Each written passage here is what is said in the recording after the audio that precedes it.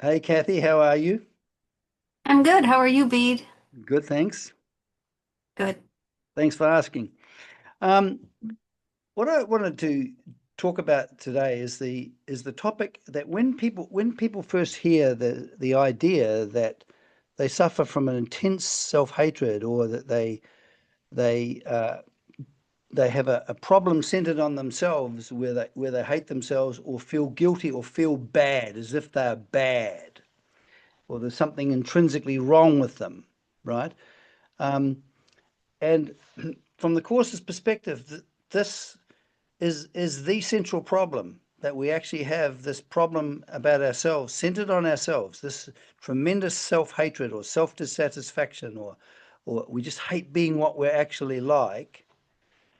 It seems sometimes, well, I don't feel that. I'm pretty happy. So I'd like to show or discuss the evidence of this practically, uh, how there is that how the fact of the matter is that we're bubbling with self-hatred and we hate this fact and we want to avoid and escape from it entirely because it's so even to get close to it is unbearable. I'd like to go into that. Yeah, that What's your sounds good. All the separated ones, meaning all of us, Mhm. experience depression and self-hatred. It's part of the denial of what we are, the denial of truth. So I think everyone can relate to that feeling of unhappiness, if not misery, because all the separated ones feel that. Right. So here we have a situation that what goes along with not of choosing against the light and fullness that is God in order to have our own our own individual existence. What goes along with that is a tremendous self-hatred. Can't help it. Can't Right. help it. Yeah. But let's just have a look at how it manifests in our daily life. Have you ever seen people criticize and condemn other people? Yes, I have. Have Maybe you I've done it. Yeah, and have you seen how popular talk shows are or podcasts where people bitch and go on and on about the badness and the wrongness of things, not saying there's no wrongness, but just the emotional uh, appetite we have to go on about how bad and how wrong and how it all is so horrible and everything else. Have you ever seen that manifest? Yes, and that need to blame and to see guilt and to see, suffering as a result of that guilt is how we protect ourselves, how we avoid looking within. I will look outside and project out what I don't like in myself, see it in someone else, and blame that thing for my suffering. Exactly. So what happens is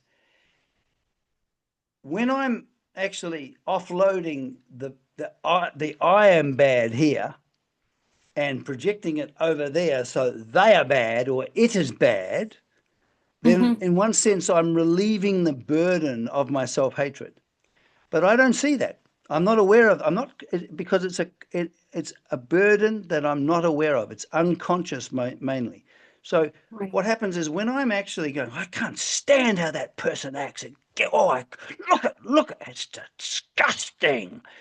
I'm actually enjoying the fact that I'm seeing badness out there because Yes. then in that way I can feel pristine and innocent here. Yes, and there's a line in the course that sums that up, which is the sin your eyes behold in him and love to look upon, it saw first in you. And Could that's you repeat that? Could you repeat that slowly? yeah. I'm changing it a bit. The sin its eyes behold, the sin your eyes behold in him and love to look upon. It talks about the gleefulness and seeing Hmm. sin outside of us. The sin your eyes behold in him and love to look upon, it saw first in you. So it's kind of a reference to the ego. Your ego seeing the sin outside of you with glee, but it saw it first in you and looks on still with joy. So that preservation of our own guilt, which preserves the experience of separation, has to be projected because it's so unpleasant, but we still don't escape the pain. Right. Well, that's interesting because you see, when I'm looking outwards, I'm looking away from myself. And so there's a tremendous fear of getting anywhere near what I'm actually like. But I noticed that when so that I have this desire to be to judge harshly uh, other people and things. I notice that I'm unkind. I'm extremely unkind. There's no love in my heart when I'm caught with this hating of other people for a noble reason, of course, because they're bad. I'm not hating them. I'm not just hating them. I mean, I'm hating them because I've got a good noble reason to hate them, don't I? So I mean, Right. if they weren't so bad, I wouldn't be so hateful. They're making me be the hateful person that I'm being because they're so bad. Yeah. And that raises a really good point about how um, when I see sin, I can't see in someone else what I don't see in myself, but we're only talking about sin. So whatever the actual crime I think I'm witnessing is, that doesn't mean that I did the same thing their body seemed to do. No, no, It's no. just that the miserable sinner that I see in them is in me. I believe I'm that miserable sinner, but that's unconscious. And the only way we can know it's unconscious is because I see it outside of me. I couldn't see it in someone else if I didn't see it in me first. I mean, that's the underlying psychology of the denial and projection. I think that's a good point you bring up because it's not that, if you see someone being a criminal, that you've done criminal acts on the level of form. Yeah, What it is the ontological notion or of what they are. They are bad. right, They right. are bad. You know what I Yeah, mean? And when I'm looking at their badness, it means implicitly I am good. So I'm having an attempt to offload the burden of my self-hatred.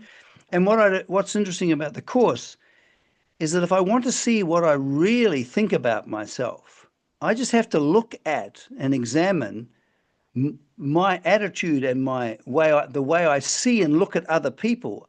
My own self-hatred is on display. right.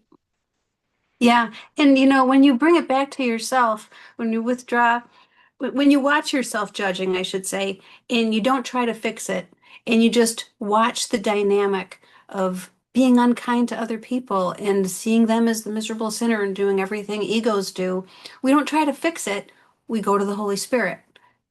We Right, can't fix it. It can't be fixed at the level of form because the problem's in our mind. right. And just going back to the guilt again. What's interesting is that we have a saying in the course that guilt demands punishment. So basically, what happens is because I feel I'm bad, I therefore believe I'm worthy of punishment. Then what Mhm. will happen is I then have out of this because in other words, I have an unconscious psychological need to be punished for my badness, but I don't Yes. experience that. So what happens is someone says something harsh to me, and I go, "Oh, they've hurt me," right? So what's happening there is I'm actually satisfying my desire for punishment, but it's but the thing is that that person is the bad one because because they are punishing me, not me punishing myself. Because they are punishing me, they're the bad one, and I'm the innocent one. So even Yeah. though I'm being punished, Mhm. I'm actually feeling the satisfaction of being guilt free while I see that I'm being unfairly treated by the person in front of me. Yes. And the goal is to have the ego God that we believe is watching us see, I'm an innocent victim and that person's the victimizer. So I'm suffering at their hands. You got to go after that guy instead of coming after me to destroy me. Right. And this is very interesting because I think most of us understand that because we think that we're a body living in the world of bodies, and that because we think our life and being is this form that this physical form and the psychology that's associated with it, we think that is our life and being. Yeah. We can't help but feel victimized by external things because external things are making me happy or unhappy. So the experience I'm facing is the victimizing factor, and I'm the victimized person or entity. in relation to that. So I constantly feel I'm being assaulted cruelly by life. That's a fundamental. Yes. And I don't see that I actually have an appetite for experiences that will prove the fact. Do you know what I mean? That will prove the fact that I am separate and apart from God. I'm real as an entity. I'm being hammered. That proves that I exist. But I don't see the desire to be unfairly treated in order to feel guilty. But at the same time, Yeah. to be sure, yes, I am here because I am here in time and space, and I'm being hammered by the world. Therefore, I exist separate and apart from God. I don't see the unconscious desire to do that, and to Mhm.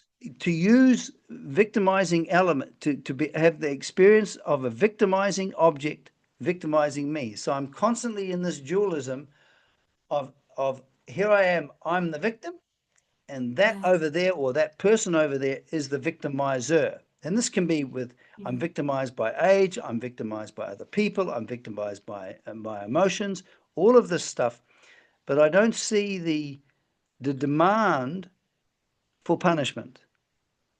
No, and we seem to exist within a closed hologram, a closed dream, where everything our senses perceive witnesses to us the reality of what we are. I am a body, and other bodies hurt me. Circumstances hurt me. My own body hurts me. So there's no, there's no reason within that system to look beyond it for an answer, to even question it. It's all brick walls here. So it witnesses to itself constantly, but we trained those witnesses. And so the course is an interruption in what seems to be a foolproof system with no inherent means to look beyond it. It just seems like it'd be folly. But the Holy Spirit, when we look with the Holy Spirit, um, we perceive the jest. Right. So here we have we're stuck in a way of seeing ourselves, um, and so we don't see ourselves as innocent. We see ourselves as a hateful thing, as a Yeah. bad thing that deserves Mhm. punishment. Yeah. Now, what's interesting about this is that the process of forgiveness, as outlined by the Course, is we actually start from a position of the guilt being projected, step one of forgiveness. It's over there. It's causing me upset. It's causing me to it's causing me to suffer. Then we move to step two, where no, it's not that. It's me. I'm centered on me. I'm just I'm just feeling yuck. It's not because of any external reason. I'm trapped in this feeling of horribleness and or whatever. And Yeah. then the third step, which is so important, is that I arrive at a place where I appreciate myself as innocent. And this Right. appreciation of myself as innocent or as guiltless is the only thing that's going to release me from the guilt. Yes, and we can't see that alone. We have to see that with Jesus, the Holy Spirit, or the truth within us, whatever you prefer to call it.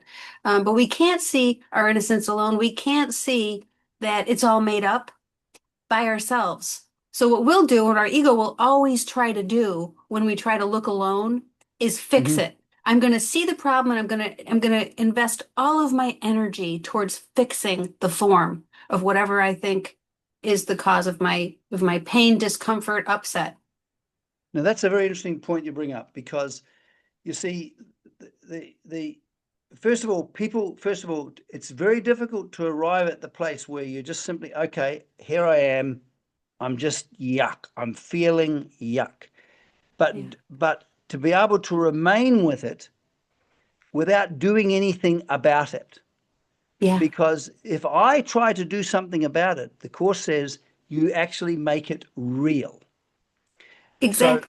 so, so what's important is, here I see myself. I see myself as the darkness. Very important insight. I am being the darkness that I need saving from. That's very important, Because if I don't feel I have the disease, I'm not going to desire the cure or ask for help. Right. And then what's interesting is that it's a bit like Plato's cave. You know, when we're facing the shadows, we're lost in Hmm. the shadows. But when we Yeah. turn our backs to the shadows are still there, but we've turned. So when we Mhm. turn to the truth, when we turn to the the light and life that is the Holy Spirit, the illuminating light, and we ask for help, we see, here I am, you know, I I'm feeling guilty. As far as I'm concerned, just being myself is just horrible. This is what I'm like. So and you know, I can't see at the moment that this isn't true. But once I realize that I'm not going to try and change it with another experience of feeling good, because I don't. The problem is not the experience. The problem is that Yeah. I'm not seeing the truth. So Right. what I do is I pray for the cognition. I pray for the right seeing. Please help me see that I've never left God. I'm at home in God already. I just don't know it. Please help me see that fact. This is what I want. So all I'm doing is I'm seeing, I'm being aware of what is happening, and then I'm asking for help because I understand that yes, I'm caught in this. The very fact that I can actually see that I'm caught in darkness, that I'm enclosed in it, and that I need to see differently in order to get out of it. That's the understanding that the Course gives me. That's the wisdom of Jesus coming alive in me as a cognition. I can then Yeah. turn and ask for help. Right. Where you can see the problem, even as the Course says, in its primitive simplicity. On some level, I chose this. I am not a helpless victim. There is help available to me. Just asking for help is a reinforcement that, um, first of all, I need it. There's a problem. I need help, and help is there. Yeah, and I think what's important too is that help, we're not dealing with trying to change our experience. Right. What we're doing is we want to change how we see our experience. So when I'm Yeah. upset, I take the meaning I'm upset because I'm upset. Well, that's a bit crazy, but anyway, but I'm upset because I'm upset. But no, it seems that way.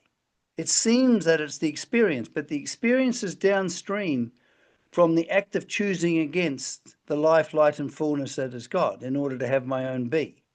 That I Yeah. actually want, I want a self existence and I want to preserve it. Now, when I see that my problem is cognitive, it is to do with perception, then when I can actually see it, well, at the moment, I'm not seeing it that I'm not at home in God. As far as I'm concerned, I'm here, and all there is me and my misery. There's no God. Yeah. Yeah. Please help me see that this isn't true. And then what they say in the Course, you do nothing, you simply Yeah. look, wait, and judge not.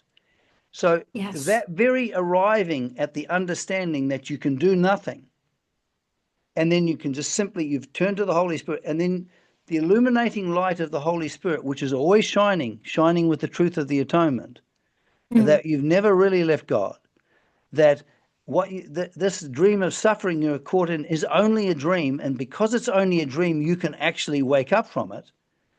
That's the solution, isn't it? Because if we think that it's the experience, then we'll try and change the experience. But if Yeah. we And our understand solutions will be wrong. But if we understand that it's a problem of what we're believing, like what you often say, the two rules that what we're suffering from is I'm seeing it because I believe it, and I believe it because I want to.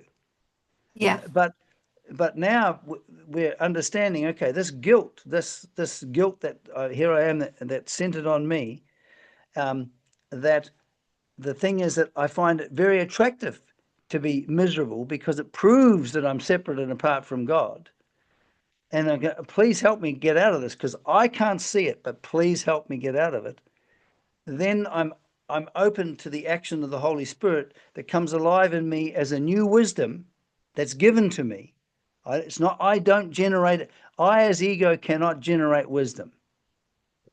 No. No. But when wisdom comes alive in me, I can disappear as this suffering, guilt-ridden person, individual, and appreciate myself as innocence when that wisdom obtains in me.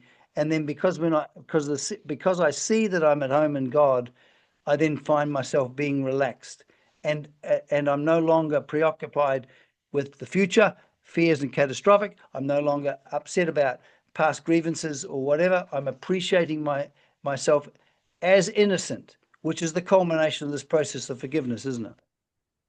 Yes, and the cost of our innocence is everyone else's because we can't see guilt in them and maintain our innocence. So once w- I just say that to kind of make the point that what keeps us going back in judging is Mm. um, is this seemingly overwhelming need to continue to see guilt outside of us.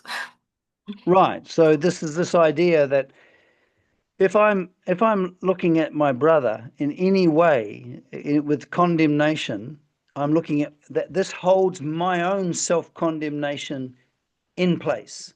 So Right. unless I have a forgiveness that includes everybody, Yeah. not just the good guys and the bad guys, but everybody, Mhm. then I'm not being forgiving. Right. Right. No one can be excluded.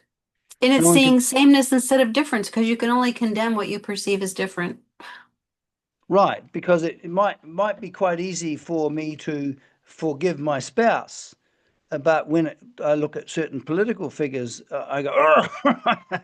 But the fact of the matter is, if I have any kind of relationship with another human being, so called, and I believe them to be that I'm, and then I'm not denying that people don't do wrong things, but when I Right. get upset and become hateful about them doing wrong things and feel virtuous by being hateful, I'm being highly self-deceptive, aren't I? Yes. And people used to ask Ken, or say to Ken, I just can't stop. I'm so angry. And he would just say, just don't make a big deal out of it. We want to make such a big deal out of our own judgments as though they're very powerful, but all they really do is impact our own personal experience. So you can roll around in the muck with the ego as long as you want, but don't take it seriously. And as Ken would say, don't fix the dream. Right. And this brings the point. You see, unless I actually thoroughly see that I'm being self-destructive, I won't want to choose against it because I'll think I'm serving my best interest. Yeah, right, right. When the course reveals the fact that being hating and being guilt ridden and projecting that guilt onto others, it keeps on holding the guilt in place for you. It's actually not a very wise thing. It's a lousy Yeah, way to deal with guilt. So what it yeah, invites us to see is that there is an alternative to deal with guilt, which does not involve the projection, in other words, the hating of other people, they're hating their badness. But yeah. and I because unless unless we can actually abide in the peace of being ourselves in God, if we can't abide in that peacefulness and appreciate ourselves as innocent, we can't be released from the guilt. But we're not going to appreciate ourselves as innocent while we believe other people are not innocent. That's the catch with the course. I can't appreciate my all the glory of my innocence while thinking other people and getting preoccupied with their badness. Not possible. No, right. It's not possible. And, I think um, that everybody, the judgment is the ego's bread and butter. If we judge not, we'll awaken. So it's always going to be watching ourselves be egos with the Holy Spirit and through that process, withdrawing our projections and understanding I am doing this to myself. What is outside of me is not responsible for my upset. Right. And I think this is where it gets really important. We're not trying to hide from the fact that we're miserable. You know what I mean? Right, right. Because Mhm. Wapnick said one of the things, the great thing about the course, it'll teach you that you are miserable. Yeah, You are miserable. yeah, And because there's a difference between me being aware that right now I'm caught in a state of being miserable, because that's just a fact, and me beating myself up because I'm miserable and think that I should be all blissful and happy. Yeah. Yeah. One is a Right. dramatization of more guilt, because when I'm flagellating myself, when I'm hitting myself, when I'm criticizing myself, I'm giving myself the so-called well-deserved punishment. Yeah. Yeah. Whereas when I simply look, I'm just seeing the fact. And then Mhm. through the guidance of the Holy Spirit, the wisdom of the Holy Spirit, or Jesus' wisdom comes alive in me. This is simply a fact. If I struggle against this fact or try and fix this fact or do anything about this fact, I will make it real. Mhm. So it's very important to be able to remain with what I'm like, honestly and sincerely. From there, ask for help. And then because I ask for help, I stop all my own mechanisms and I go, please help me. Please help me see this. I can't deal with this. I Yeah. simply Yeah. wait. And then in that non-agitation, I'm not judging. Something new can come in, and I find my mind gets clearer. I find my heart becomes non-disturbed, and then I find myself back at home at God. Right, right. It's necessary to see the misery and terror and raise it into awareness. Otherwise, you're never going to ask for help and you're never going to experience that peace of God. And what you will experience is yourself at the mercy of forces you can't control, which is not the truth, but it's the alternative to failing to realize I am in misery and terror, and nothing outside of me is responsible for that. Yeah, and I think one of the most wonderful things about the Course, it enables you to remain with the suffering that you're having, that you're actually being, not having, you're being the suffering. And then because of the spiritual understanding of the Course, it teaches you how to negotiate that suffering by Yeah, going through it as opposed to getting rid of it or going away from it.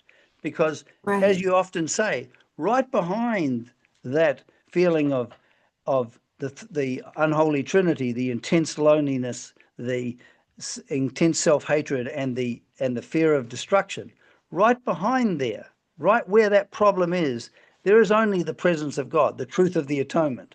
But Yeah, in order to we must bring that condition, that belief, yes, I am separate and apart from God, and it seems that God does not exist. I bring that belief to the Holy Spirit and let the Holy Spirit shine it away and then draw me into itself. beautiful. We wait but for ourselves to be ready and willing to join with the truth in us. Yeah, well, that sounds very good. All right, Kathy, nice, very nice talking to you. You too, as Bye. always. Okay, bye bye. Bye bye.